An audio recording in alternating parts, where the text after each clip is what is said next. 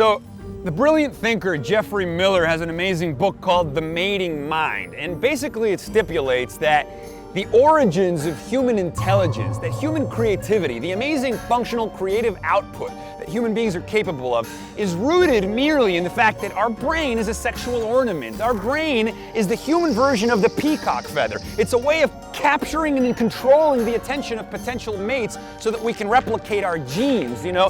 The evolutionary origins of our immense capacity for invention are stemmed in the fact that we are wired to procreate and to mutate. Now, what's really interesting is that with the advent of human culture, we've graduated from spreading our genes to spreading our memes, which are new replicators, you know, units of information that need to be seeded out into the world.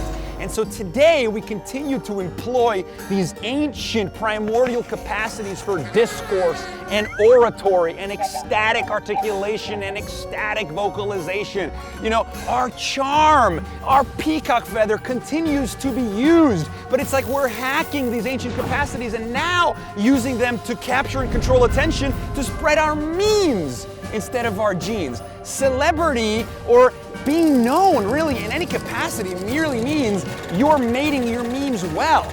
You're the chief of that tribe. And I just think that's astonishingly fascinating. It explains a lot.